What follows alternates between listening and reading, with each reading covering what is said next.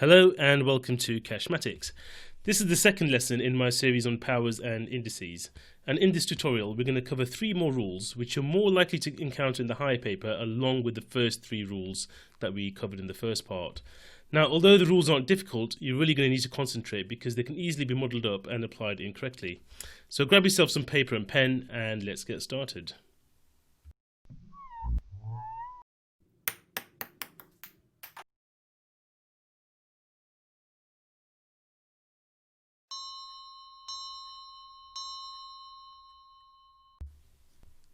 Now, before I begin with the rules, I'm going to put up a list of square numbers, cube numbers and powers of 2, which are going to be really useful to you.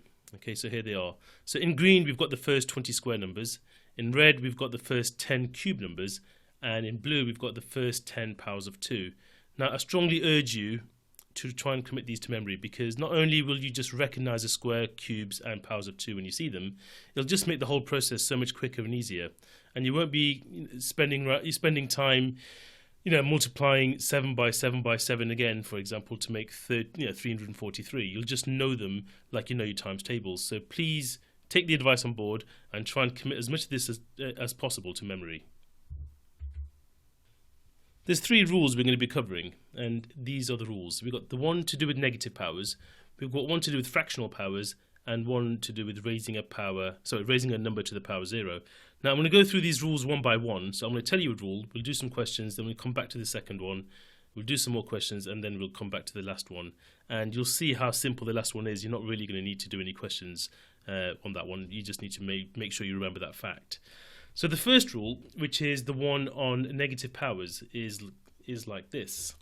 So if I've got any number, a to the power minus n, that's the same as 1 over a to the power n. So I can turn a negative power into a positive power. So let me just give you a numerical example of that. So for example, if I had 2 to the power minus 3, that would be the same as 1 over 2 cubed. And 1 over 2 cubed is 1 over 8, because 2 cubed is 8. If I had it as an algebraic expression, so b to the power minus 4, I could just write that as 1 over b to the power 4. So if it's a negative power in the numerator, you can write it as a positive power in the denominator. Okay, so hopefully you can see how you can apply this rule up here to these two situations. Now, sometimes you might get something like this. So for example, if I've got 3b to the power minus 5.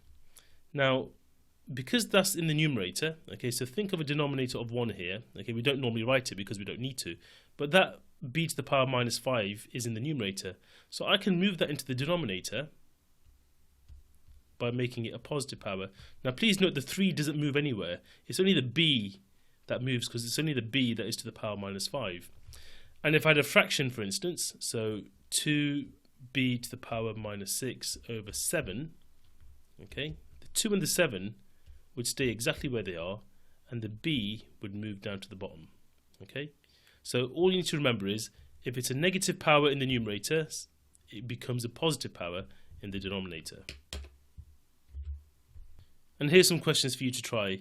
If you need to, rewind the video and look at the examples again, but they're all very similar to what we have in those examples. So pause the video if you need to. Well, you will need to, because I'm going to reveal the answers in a bit. Pause the video and I'll reveal the answers shortly. Right, so here come the answers in 3, 2, 1. There you go. Okay, so compare those to what you've got, and if you need to, go back and look at the notes again and try them again. And if you've done them all right, then let's move on. The second rule is fractional powers. So let's say we've got some number to the power 1 over n. Now what that means is, that is the nth root of a. Okay, now what do I mean by the nth root? So for example, 4 to the power 1/2, that would mean the square root of 4. Now normally with square roots we don't write the 2, but I'm going to encourage you to write it so you can identify that it's the square root and you associate it with that number there. And the square root of 4 is 2. Similarly, if I had if I had 36 to the power 1/2, that would mean the square root of 36, which is 6. Or if I had, for example, 16 to the power 1/4, that would mean the fourth root of 16. And basically what it's asking is, which number would you raise to the power 4 to make 16? And this is where those powers of 2 are useful, because we know that 2 to the power 4 is 16. So the answer here is 2. Okay, the fourth root of 16 is 2. So these are your simplest cases.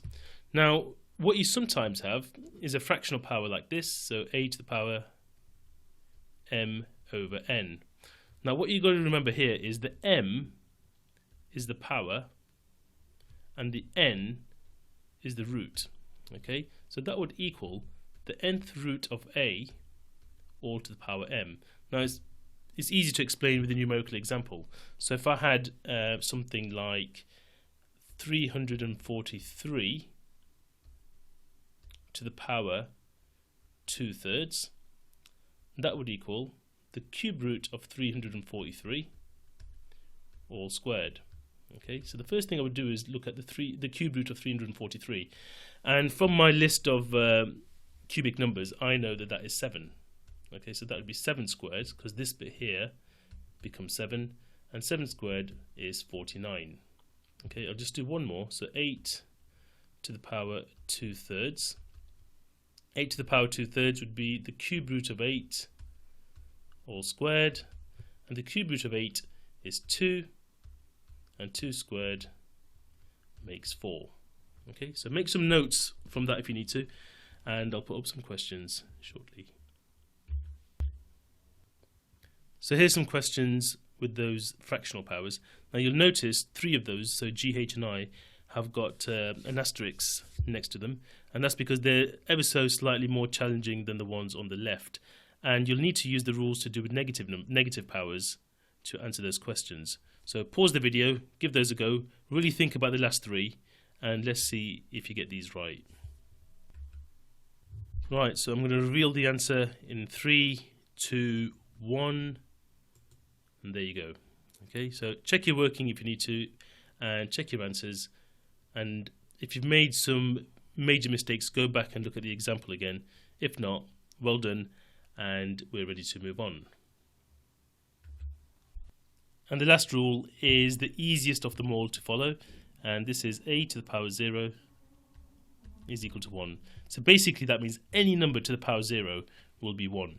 It's not going to be 0, okay, which a lot of people tend to think. The answer is just 1. So no matter what number you see, so even if it was something like that, as soon as you raise it to the power 0, the answer is 1. If I had something like 3.251 to the power 0, it's just 1. 3x to the power 0 is 1. So whatever it is, if the power is 0, the answer is 1. Okay, and that's the simplest of the 3 rules. So you've got those 3 rules in one place there for you to summarize them, and I hope that's helped. Like I said, people get these rules muddled up quite often, okay, especially with the next set of rules which I'm going to give you. So please practice these and make sure you can distinguish between these and the ones that we're going to do in part 3. Anyway, that's all for now, and goodbye.